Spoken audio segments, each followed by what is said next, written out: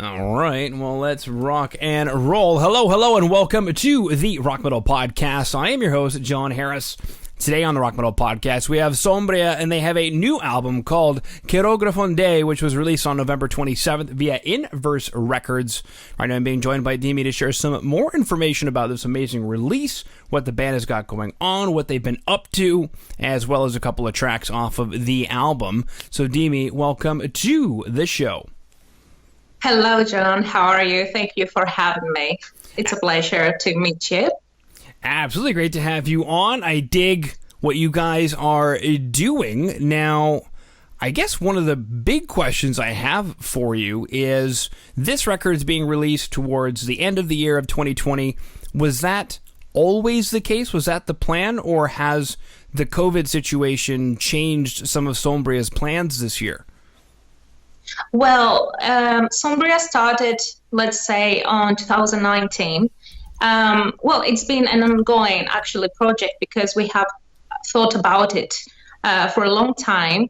But Chirografon Day was actually estimated to be officially released on 2020. Now, with the COVID pandemic, it made things worse for us because of live events. We can't appear live and do a lot of things that we wanted to do. But anyway, we'll sort that out, hopefully soon. But yeah, our plans were to release it on 2020. Okay. You mentioned starting it in 2019. So did you guys do like the writing and the recording and the production of it in 2019, or did that happen in 2020? No, 2019. Everything was prepared in 2019 because it's been quite a process. Our band members are from Norway, from Athens, and it's been like a difficult thing to arrange. We eventually sort everything out, but the thing is that we had to go back and forth all the time for the recordings and stuff, and thankfully it was on 2019, because if it was the case now, we wouldn't be able to do it. We can't travel, obviously. Mm-hmm. So yeah, we're lucky on that. Yeah, so basically you guys didn't do the recording, dare I say, the modern way, where you recorded your stuff and the other band members recorded at their home in their studio, and then maybe had somebody somewhere else mix it. You guys actually traveled to a studio. Yeah. Okay. I had to travel to Norway. Yeah, right. Because we had to put everything together, all our plans, all our ideas, everything. So it was a difficult journey, to be honest. And we wanted to make it as naturally, the progress to be as right as it could be. All the, as you said, the modern way is not our way. So yeah, we want yeah, maybe we're not that modern yet, but the situation will make us, because we're going on that, path, all of us, all the musicians, even if we want it or not. That's the future now. Everything done through the internet. Yeah, I mean, I didn't want to say that you guys weren't modern. It's just this year, especially at this point in the year, because as we're recording this, it's December already. So at this point in the year, that's all I've heard is, well, we couldn't go to a studio, so we just recorded, on our home computers kind of thing. And interesting to find out what will be happening in the next couple of years. But like you just said, the future is probably going to dictate a lot of it. Yeah, exactly. Yeah. Now, Chirografon Day, what is this album about? Does this album have a story to it? Well, let's say that, let me first state that we didn't start this project as a music project. We wanted to do something differently, because our case was like, we wanted to start a movement to collect some money for good purposes. So we said, as all of us are musicians, we wanted to do it through our music. So we started SOMBRIA with that in mind, and we wanted to focus Sombria's music on the music and not that much on the musicians that are behind. That's why all the musicians, apart from me, wear their masks, are behind masks. They don't want to show their identity, even though they are well-known musicians on the metal scene. And that we will, we'll see how it goes, but all the revenues, all the musical, all the money will be collected. Everything that we'll make in the future, obviously, will go to this kind of purposes. So, yeah, it's a very difficult thing to say. Choreograph Day, yeah, it talks about a lot of things. Starting from poverty to orphans, it goes on and on. Every single song, it talks about a different thing. Wow. Poverty and orphans? Yeah.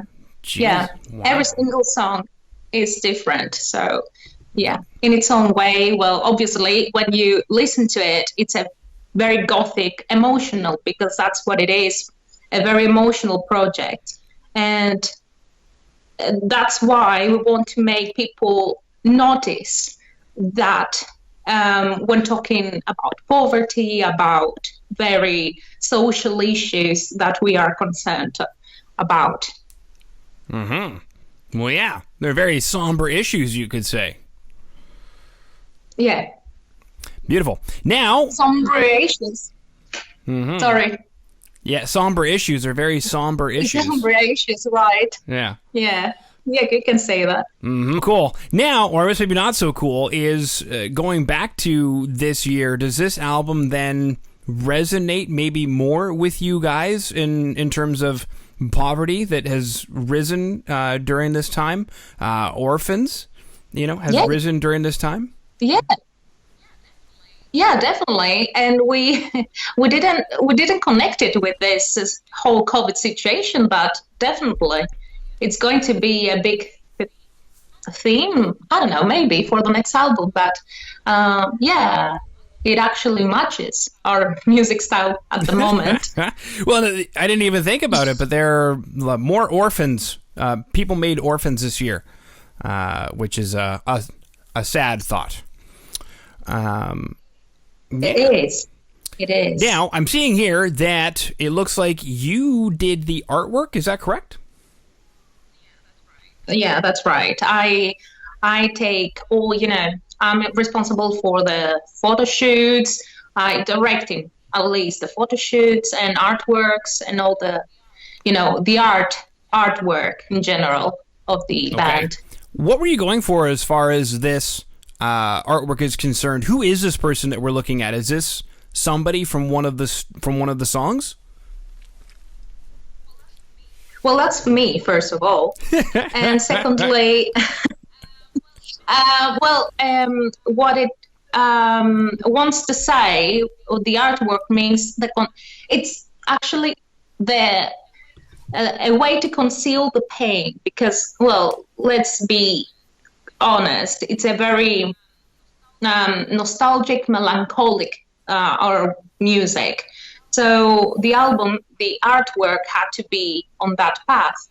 So the best way to describe it is a person who tries to conceal its feelings. That's what I wanted to make it, feel. There are layers of mask wearing here in Sombria. Yes, indeed. A lot of masks, a lot of hiding. Mm-hmm. That's what they're doing, hiding. Okay. Not just for social distancing anymore, the masks, they say. Not anymore. That's what I'm saying. Everything matches. It was like it was meant to be. Totally. All right. Now, speaking of some of the stories that are on the record, there's a couple of tracks we're going to chat about today. And there's a video available for Voyage into Lethe. So it's clearly a focus track or a single that was released. Now, why this track to be released as a single out of all the other songs? And what is this Voyage? Where are we going?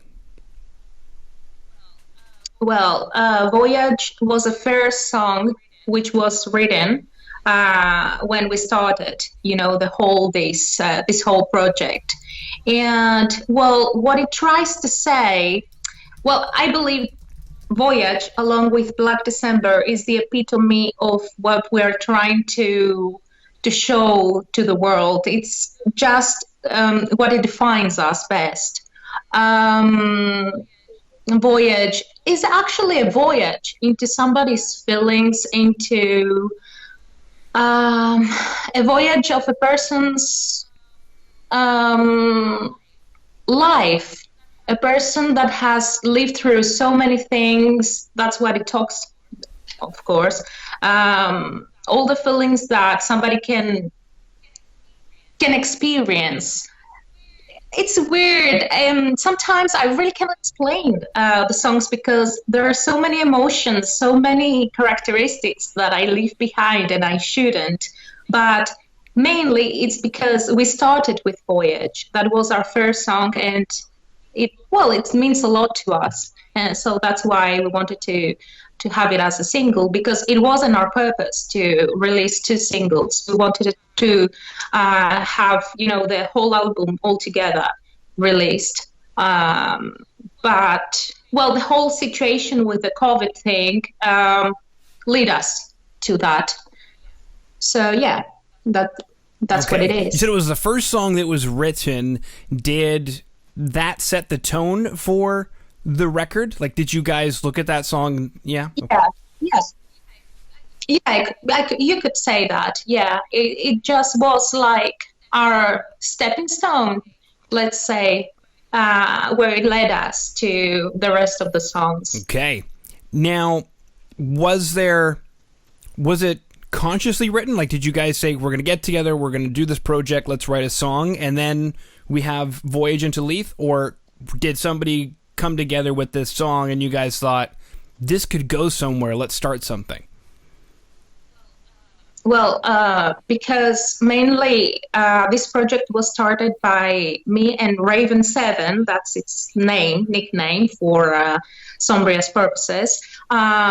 He's the one who writes most of the things, the main ideas. He's a really good composer. So he started with some ideas that eventually became Voyage. And we said, that's what we have to do. This is our path, so we will continue doing that. And that wasn't done on this last year. It's been a project that has been on our back of our minds for a long time. Let's say for a few years now. So for me, this is a very mature project, as I always say. It's a very mature project because we have started, I should say, I've been on the metal scene for a few years now. And Sombria is a project that I could say is a more gothic, melancholic, very atmospheric project. So it led us to that kind of gothic music environment. And yeah, definitely a very mature project in comparison with the previous projects we've been working. A very big description, sorry. When talking about Sombria is a never-ending thing. I can be talking for hours. No, it's sorry. okay. I mean, once you remove the first mask, is there another mask underneath? Who knows? I have here, though, that speaking of Raven 7, apparently he's responsible, or this person is responsible, for recording, mixing, and mastering everything. So was this where you guys were traveling? This is the studio? Right, yeah.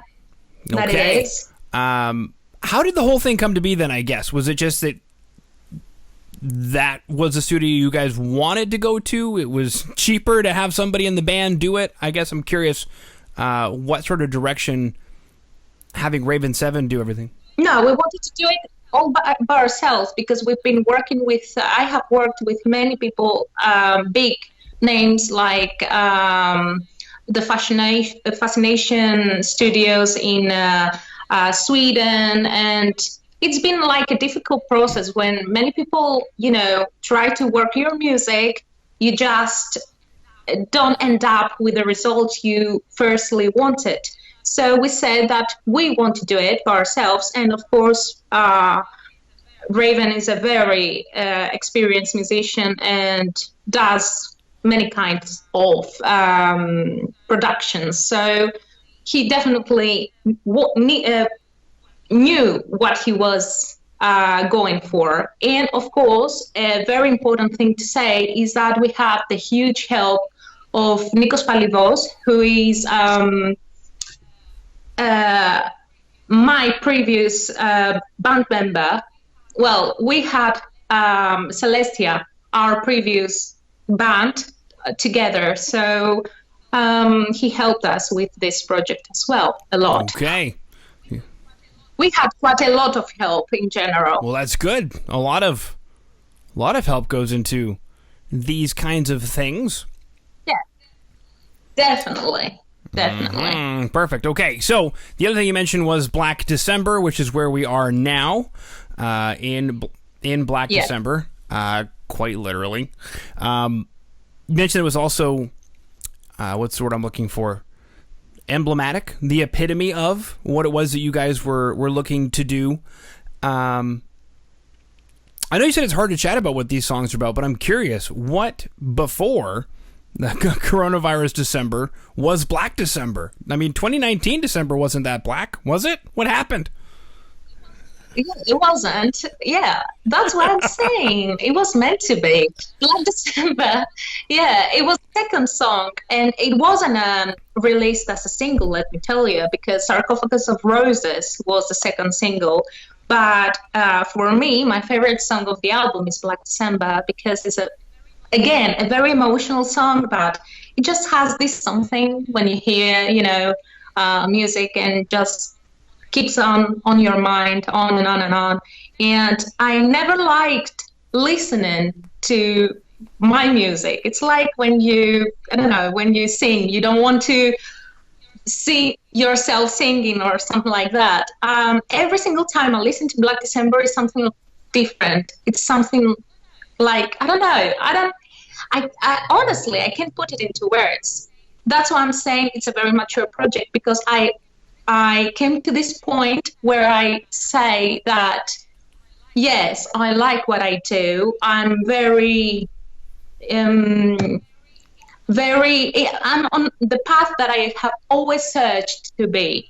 So, yeah, Black December is definitely our way to go. And we'll see how it goes. But on the second album, that's going to be our kind of music, which we will choose to recreate again. So then there are plans to continue Sombria. Okay.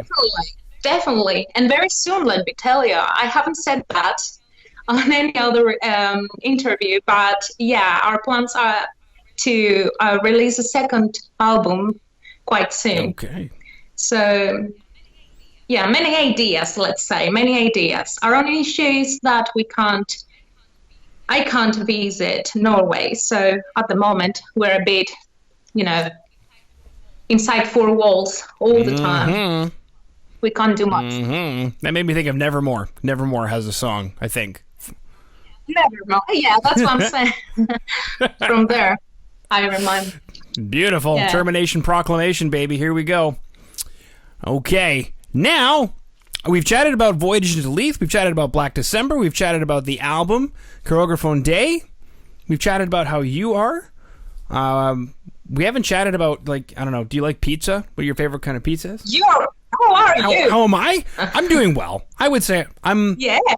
Good. Yeah. I find that I'm in a position a lot of people are in right now where I'm grateful, but there's still this teeter-totter of, uncertainty. What could happen? That's very logical. All of us are like that. Yeah. It's a very difficult situation for all of us. All the people, even if you're in a good position, no matter, I'm not talking only, economically, but socially and personally, yeah, whole situation, I believe that just puts you into a perspective to see actually things in a different way. So, yeah, I don't know. All of us are in a weird state of mind. That we are. Okay. Boom. Is there anything that I missed that you wanted to chat about today? Well, the only thing that I can talk enough is that all musicians are in a very difficult situation, and not only musicians, artists. We are going through a very difficult situation around the world. It's, well, even now here in Greece, as it is a very small country, we have a very big scene, metal rock scene for being such a small country. So what I want to say and what I can state enough is that all people have to be aware for musicians of the musician situation, because, for example, here we don't have that support in general. So people have to be aware of it, that we're going through really dark times, and things are definitely going to change, because I'm sure that you have seen how many live streams are being part of, the music thing, are becoming very popular. So I really don't know how it's going to be in the future regarding live shows, etc. I believe the whole situation, the whole COVID situation, it's going to change everything. And even when we're done with this, it's still going to be very evident, the consequences of this pandemic. So, yeah, just support for everyone. Be aware of the whole artist's situation. That's right. Okay. Fantastic. Well, Dimi, that concludes my questions. So if there's nothing else, then I just wanted to thank you for coming on to the Rock Metal Podcast today. Thank you. Thank you for having me. It was a pleasure.